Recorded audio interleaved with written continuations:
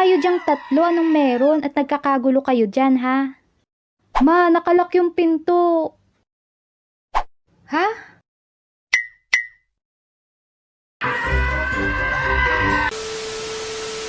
Sino ang huling lumabas kanina?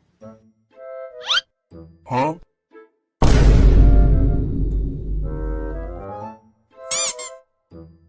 Ako yung huling lumabas nun, kaya napapaisip ako kung paano naman malalak yun, sinara ko lang naman yung pinto. Hindi ko naman nilak, sinara ko lang. Hanggang sa kalagitnaan ng kakaisip ko, bigla kong naalala yung pinaggagawa ko bago ako lumabas ng bahay nun. La la la la la la la.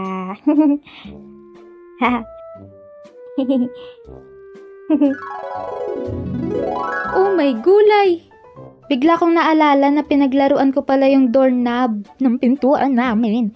At siguro, nahayaan kong nakapindot yung lock. Kaya ayon, wala na kaming ibang choice kundi gamitin ang aking wand at magicin yung pinto. Aloha Mora!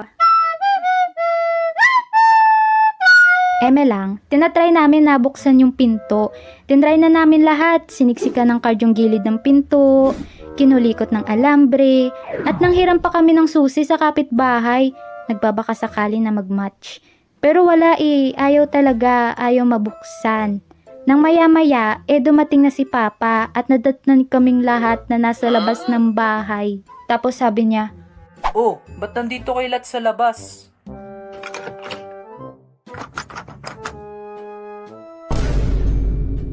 Nakalak? Paano nalak to? Naku naman wala akong susi na dala. Paano yan? Wala tayong susi. Paano tayo makakapasok? Lagot. abay sumabay pa nga talaga yung panahon sa pintuan naming ayaw magpapasok. Mukhang mga ilang minuto na lang bubuhos na yung ulan. At ito pa rin kami. Nasa labas pa rin ng bahay. Nag-iisip kami noon ng paraan kung paano ba kami makakapasok ng bahay noon. Hanggang sa maisip nila mama, yung bintana. Yung bintana sa second floor namin. Nabubuksan pala yung isang grills ng bintana namin sa taas.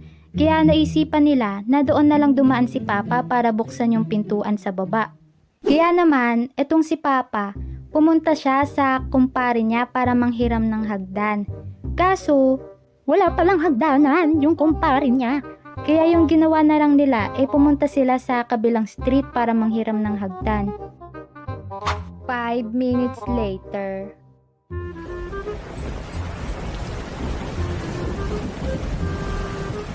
Pagbalik nila sa bahay, eto na nga, may karga na silang mahabang hagdan. Nakahiram na sila.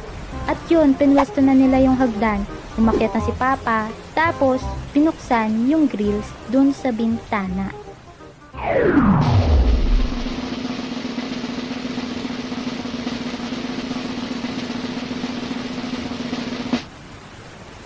Bulaga!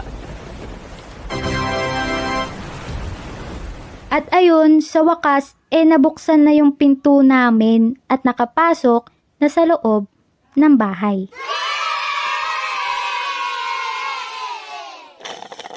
Okay. Grabe, muntikan na pala kayong lumipat ng bahay. Ha? Lang. So, anong connect nun sa cellphone na nasira? Ay, oo nga pala no. Nalimutan ko na kwentong cellphone pala to. Akala ko kasi kwentong nalakan ng pinto Charot. So, eto na nga. 'Di ba umuulan nun? Yung cellphone kasi na yun ni Papa, nasa bulsa pala niya. Hindi niya naalis sa bulsa niya. Kaya ang nangyari, dahil nga sa umuulan nun, ang lakas ng ulan nun, nabasa yung cellphone.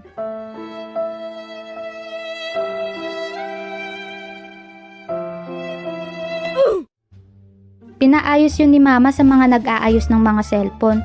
Kaso kahit anong gawin nila, kahit anong kulikot nila, anong ayos nila, at kung ano-ano pang gawin, hindi na talaga mabuksan ulit. Kaya ayun, bye-bye cellphone.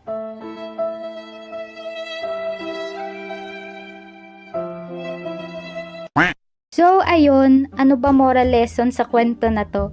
Ang hirap naman isipan. Kayo na lang mag-isip. Charot. Moral lesson siguro na natutunan ko mula sa experience na yon ay huwag paglaruan ang pinto para hindi malakas. Ayun. Pinag-isipan ko yun ha. Sana ma-apply nyo sa mga buhay nyo. Wala. Okay, bye-bye.